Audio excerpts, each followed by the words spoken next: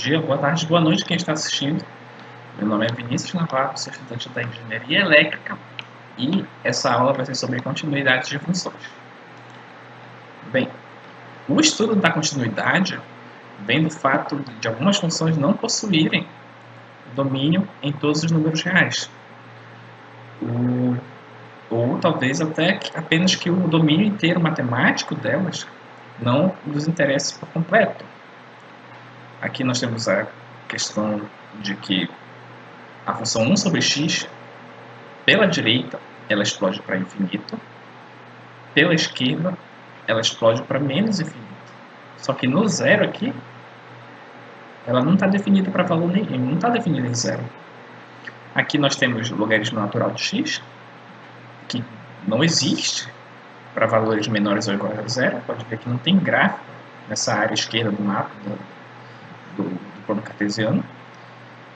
E temos dois outros exemplos aqui. Um é a função sinal, que ela diz a maneira matemática de dizer o sinal de um número positivo ou negativo. Se o número for positivo, ela vai ser 1. Se o número for negativo, ela vai ser menos 1. Agora, no zero, ela também não está definida. E é uma quebra brusca.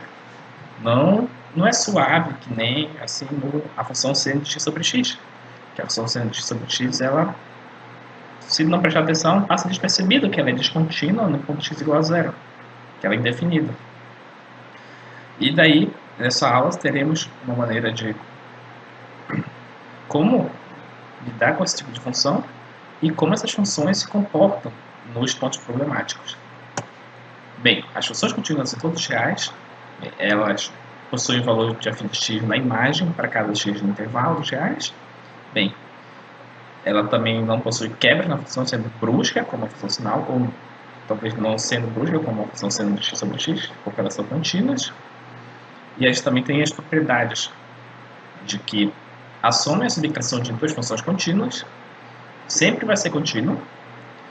E o teste de continuidade vem do fato de que a função tem um limite bilateral que existe em todos os pontos, e esse limite é sempre igual ao valor da função nesses pontos. Por exemplo, se a gente tivesse aquela função seno de x sobre x, e a gente colocasse um valor para zero, apesar de a gente definisse f de zero como 2. O limite existe, mas a função é igual a 2. Então, a função não é contínua, porque ela, quando ela tende a zero, ela salta para 2 e daí desce para perto de 1. E bem, a gente tem aqui exemplos de funções contínuas em todos os reais, que são os polinômios, sempre são contínuos. O seno e o cosseno também são sempre contínuos durante os reais. E as funções exponenciais também são contínuas para todos os reais. Bem, e nós temos também as funções não contínuas em todos os reais, que se comportam normais na região em que o domínio e a imagem estão definidos, porque elas são contínuas nesses pontos. E o limite bilateral existe em todos os pontos em que essas funções são consideradas normais.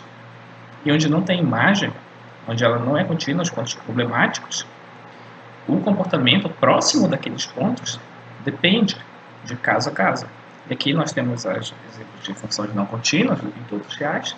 Temos a tangente secante, que possuem o cosseno no denominador.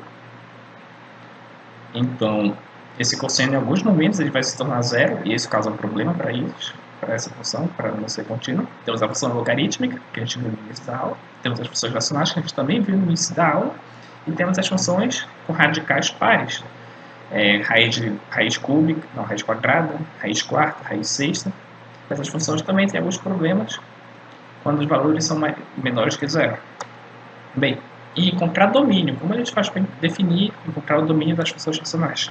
Bem, o que importa é que o denominador precisa ser diferente de zero.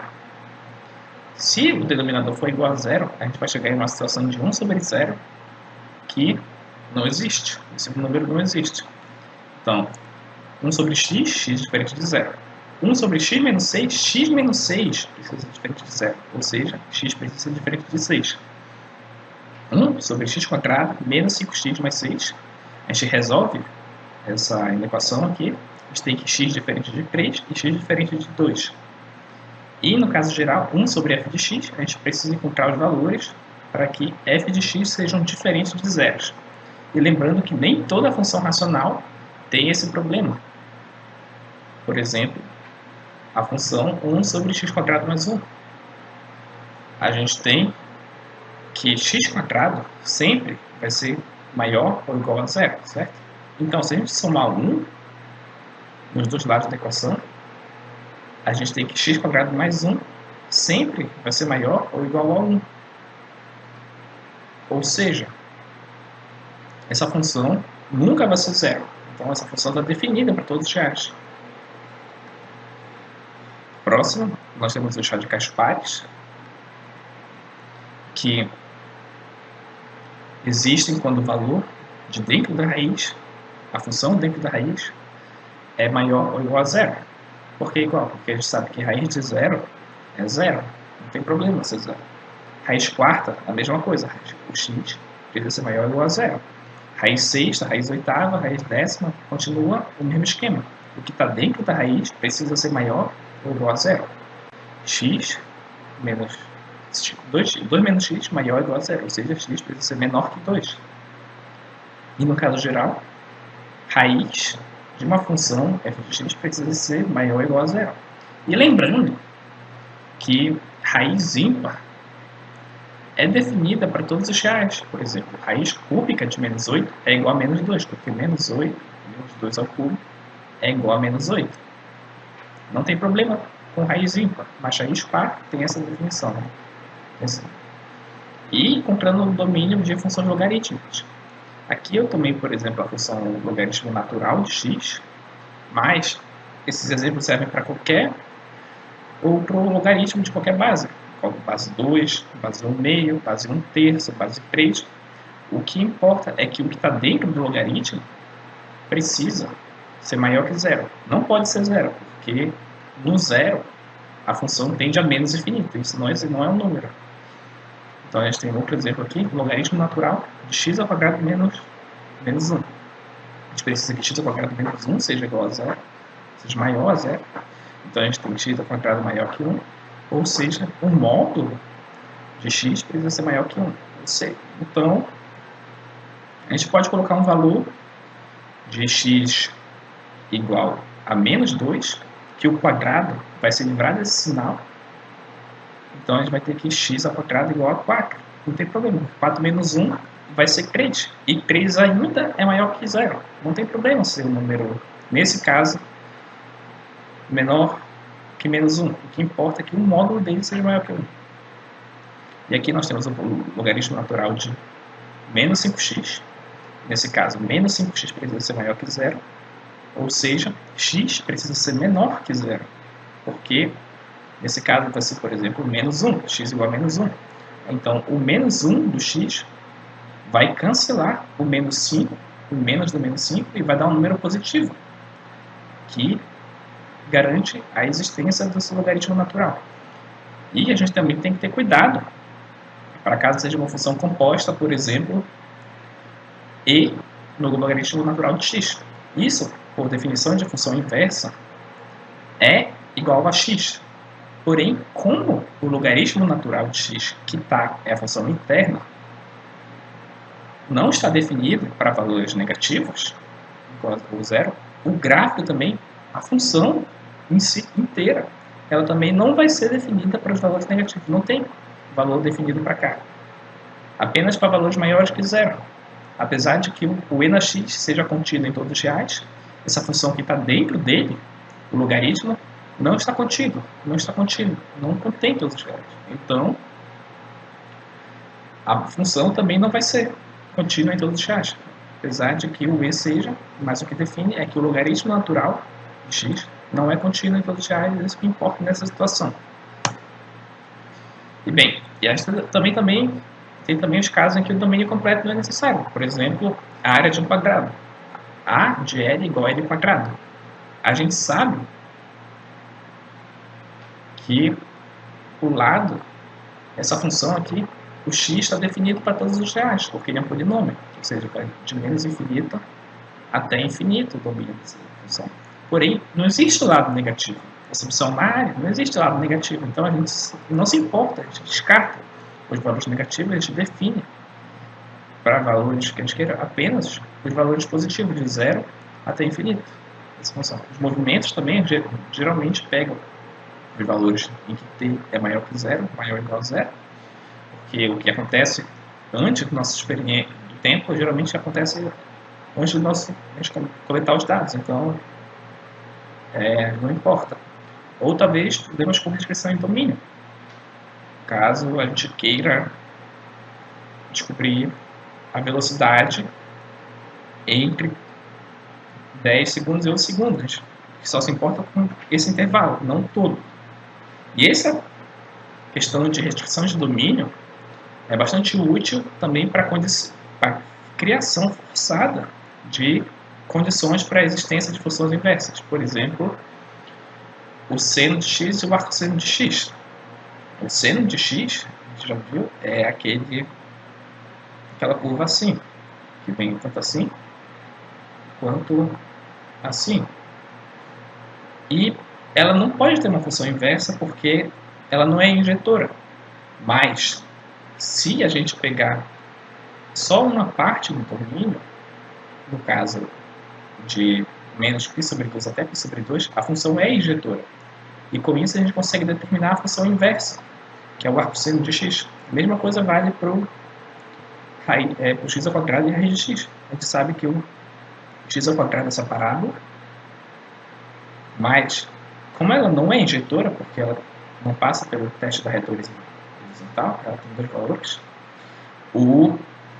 ela não tem função inversa, mas se a gente restringir o domínio para apenas valores positivos, ela é injetora. Então a gente consegue determinar a função inversa dela, que é a raiz de x, que aí vai ser assim. Esse é o gráfico da raiz de x. E bem, aqui a gente também tem um comportamento nos pontos problemáticos da função. Por exemplo, 1 sobre 0 geralmente explode para infinito ou menos infinito, ou para os dois, dependendo da função. Ou para um dos... ou para os dois, por exemplo. 1 sobre x a gente viu que explode para infinito por um lado e para menos infinito sobre o outro. Mas a função 1 sobre x quadrado ela explode para infinito, porque ela nunca vai ser negativa, então ela explode assim. Ela vai para infinito e 0. 9 sobre x quadrado, qualquer valor que eu coloquei normal, pode ser π, podia ser 4, podia ser 13, 9 sobre 0, a gente vê que explode para infinito ou para menos infinito. A constante não importa, isso que eu quero dizer. Se for uma constante sobre 0, geralmente vai explodir para infinito ou menos infinito. Aqui a gente tem um caso de função raiz de número negativo e logaritmo de número negativo, isso aqui é menos simbólico, quer dizer que é raiz de número negativo. A gente viu que a função não tem gráfico pela região dos negativos, ela simplesmente não existe. Temos também aqui o caso de 1 sobre infinito, ela tende a 0, porque fica um número muito grande dividindo um número muito pequeno, 1 sobre 1 milhão, é 10 na menos 6. 1 sobre 10 na 11, vai ser 10 na menos 11, que é muito perto de 0. Então, quando tende a infinito, essa função 1 sobre infinito tende a 0. E a gente também tem o caso mais particular de todos, que é a situação 0 sobre 0, que varia de caso a caso. Ou seja, a gente tem que analisar com cuidado cada função, porque ela pode explodir para infinito, pode explodir para 0, pode ficar próximo de um número qualquer, tipo 13,58, pode ser próximo de 1, pode ser próximo de π, pode ser próximo de qualquer coisa. Depende da função. Assim. Isso vocês vão ver em cálculo, porque essa situação aqui é uma situação muito especial. E ela depende caso a caso. Isso que você tem que analisar. Por exemplo, aquela função seno de x sobre x, no começo, ela é um caso de 0 sobre 0 quando x tende a 0. Porém, e nesse caso ela tende a 1. Podem ver que aqui ela vai tender a 1. Mas nós temos algumas situações em que ela pode tender a 0, pode tender a 4, pode tender a π. Então tem que analisar essa situação com muito cuidado. E bem, essa foi a aula de hoje. Eu gostaria de agradecer a presença de quem veio e assistiu. E muito obrigado.